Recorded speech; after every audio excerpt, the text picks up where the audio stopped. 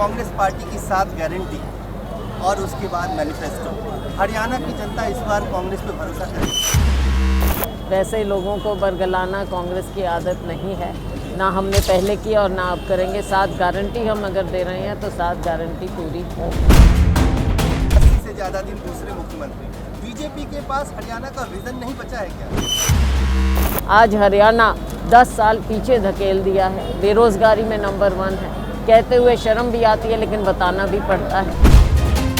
पसंद हो ना हो, लेकिन हमको उसमें रहना चाहिए और रहना पड़ता भी है। तो ये चीज़ें हैं कुछ, मैं उंगली ऐसे नहीं उठाना चाहूँगी, लेकिन दुनिया देख रही है कि जो गलत हो रहा है वो गलत तो है, गलत तो गलत होगा, उस पर कितना ही पर्दा डालने का। 8 तारीख के बाद क्या हरियाणा में दलित मुख्यमंत्री बनेंगे? ये फैसला हाईकमान का होगा कि कौन मुख्यमंत्री होगा। ये हाईकमान फैसला चुनाव के बाद, नतीजों के बाद करेंगे। उनके मैसेज का इंतज़ार है। आप चल जाएंगी नारायणगढ़? जा रही हैं? जी, नारायणगढ़। अब ये मेरा पुराना हल्का है। हाँ, नहीं मैं मतलब इसलिए कह रहा हूं। लेकिन एक अम्बाला सवाल आपसे अभी भी पूछूंगा। मुझे प्रिय है। एक सवाल आपसे पूछूंगा कि असम की आपने बात की, आप असम जाती हैं लेकिन परवाना नहीं जाती। जी, मेरे और कार्यक्रम थे। नमस्कार, दैनिक सवेरा में आपका स्वागत है। इस वक्त हम अम्बाला कैंट में हैं और अम्बाला कैंट में बहुत ही दिलचस्प मुकाबला हो रहा है, लेकिन हम बात करेंगे पूरे हरियाणा की राजनीति और विधानसभा चुनाव की। हमारे साथ इस वक्त कांग्रेस पार्टी की वरिष्ठतम नेता कुमारी सैलजा, राज्यसभा सांसद, कांग्रेस कार्य समिति की सदस्य, हरियाणा प्रदेश कांग्रेस की पूर्व अध्यक्ष, तमाम ऐसी चीजें हैं। और इस पूरे चुनाव में जो सबसे ज्यादा चर्चा में कोई शख्सियत रही है तो वो कुमारी सैलजा जी है। सबसे पहले आपका स्वागत है दैनिक सवेरा पे और शुरुआत इसी से करते हैं। कांग्रेस पार्टी की 7 गारंटी और उसके बाद मैनिफेस्टो। हरियाणा की जनता इस बार कांग्रेस पे भरोसा करेगी? बिल्कुल कांग्रेस पर भरोसा करेगी, क्योंकि जो हमारे नेता राहुल जी कहते हैं वो होता है। और मैनिफेस्टो तभी पास होता है, हमारी गारंटियां तभी पास होती हैं जब हम उसका पूरा हिसाब किताब दिखाते हैं, वरना नहीं हो सकता। वैसे लोगों को बरगलाना कांग्रेस की आदत नहीं है, ना हमने पहले की और ना अब करेंगे। 7 गारंटी हम अगर दे रहे हैं तो 7 गारंटी पूरी होंगी। अभी मैं सुन रहा था, वो अपने भाषणों में भी स्पीच में कह रही है कि बीजेपी ढकोसला और कांग्रेस पार्टी की मैनिफेस्टो। हमने देखा कांग्रेस का मैनिफेस्टो जारी हुआ और उसके कुछ ही दिन के बाद, गारंटी के बाद, बीजेपी ने 60% वैसा ही उनका भी संकल्प पत्र जिसको वो कह रहे हैं। आपको लगता है कि उनके पास विजन नहीं है? 10 साल की सरकार, 9.5 साल एक मुख्यमंत्री और उसके बाद लगभग 80 से ज़्यादा दिन दूसरे मुख्यमंत्री। बीजेपी के पास हरियाणा का विजन नहीं बचा है क्या? बेशक, क्योंकि अगर विजन होता तो वो कुछ करके दिखाते।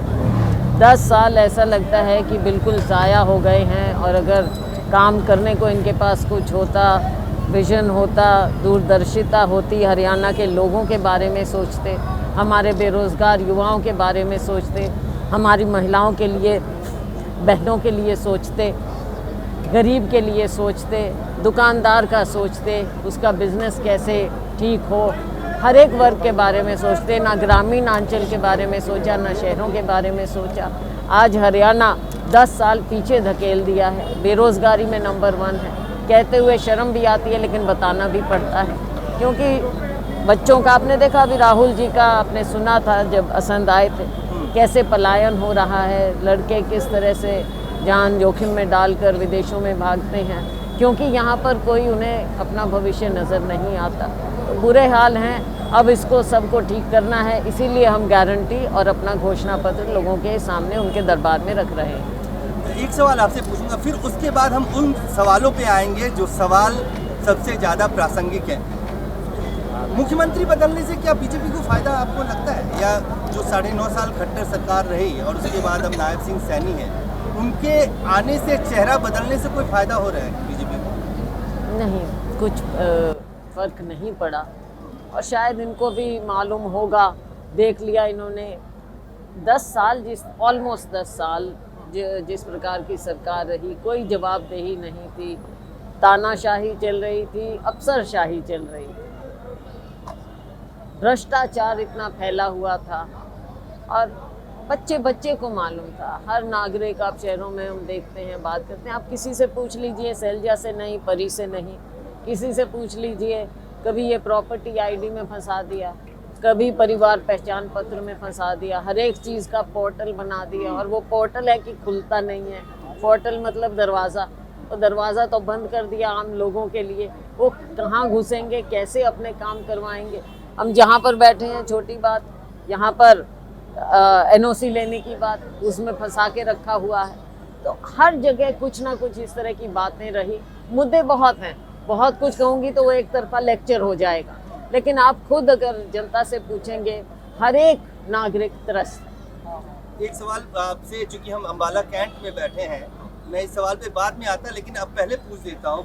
परी साहब आपके बगल में बैठे हैं, कांग्रेस पार्टी बेहतर नहीं होता कि अगर आपसी गुटबाजी या रेबल्स नहीं होते तो कांग्रेस पार्टी के लिए, क्योंकि इस बार अम्बाला कैंट में कांग्रेस पार्टी पूरे दम से लड़ रही है।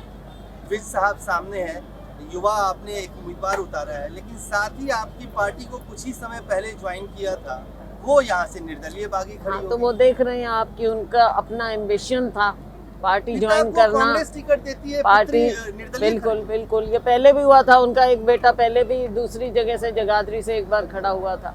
तो ये निष्ठा पर सवाल उठ जाता है कि क्या पार्टी के प्रति निष्ठा है या केवल अपने लिए अपना एम्बिशन होना कोई बुरी बात नहीं होती, लेकिन जब पार्टी में आते हैं तो पार्टी का दायरा होता है, ये हम सब समझते हैं। ज़रूरी नहीं है कि सारी चीज़ें हमारे मर्जी के मुताबिक हो, नहीं होता है, कभी भी नहीं होता है। पार्टी डिसिप्लिन को तो आपको भी मानना पड़ेगा। एग्जैक्टली पार्टी डिसिप्लिन हम सब मानते हैं, क्योंकि एक पार्टी के दायरे में और पार्टी में हमारी निष्ठा है। निष्ठा होगी तभी हम डिसिप्लिन को भी मानेंगे। लिमिटेशंस होती हैं, उनको भी पसंद हो ना हो, लेकिन हमको उसमें रहना चाहिए और रहना पड़ता भी है।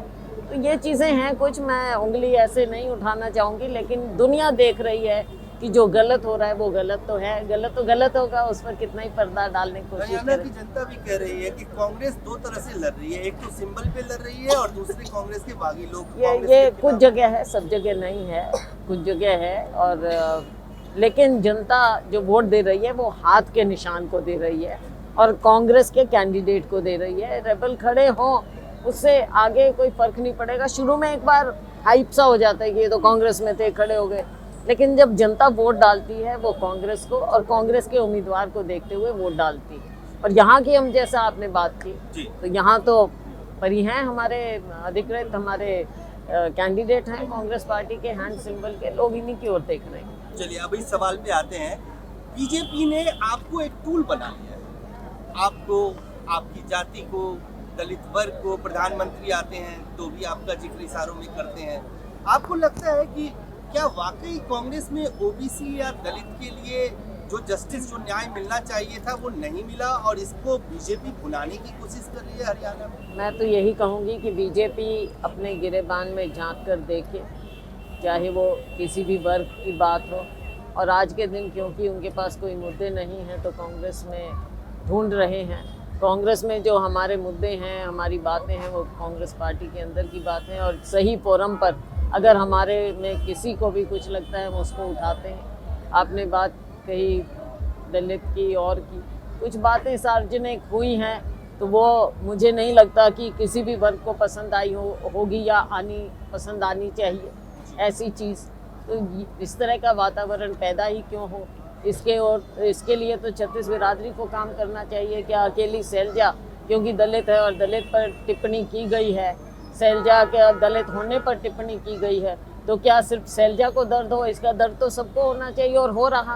और आपको लगता है कि ऐसी गलतियां कांग्रेस पार्टी ने टिकट डिस्ट्रीब्यूशन से लेके और उसके बाद जो चीज़ें आपके लिए कही गई, बाद में उसको डाइल्यूट करने की कोशिश की गई, इन सब से बचा जा सकता था या जानबूझ के आपको टारगेट किया गया? अब मैं इस पर कोई टिप्पणी नहीं करना चाहूँगी, लेकिन जो लोगों ने देखा, कई बातें हुई, उस पर उससे बहुत से लोग आहत हुए। 8 तारीख के बाद क्या हरियाणा में दलित मुख्यमंत्री बनेगा? ये फैसला हाईकमान का होगा कि कौन मुख्यमंत्री होगा। ये हाईकमान फैसला चुनाव के बाद, नतीजों के बाद करेगा। क्योंकि देखिए, मुख्यमंत्री पद का इसलिए मैं कह रहा हूँ कि आप मुख्यमंत्री की दावेदार है, ये मैं मानता हूँ। रणदीप सुरजेवाला कहते हैं मेरे पास हरियाणा का विजन है, और बूटा साहब तो कूटागार के बैठे ही हुए हैं।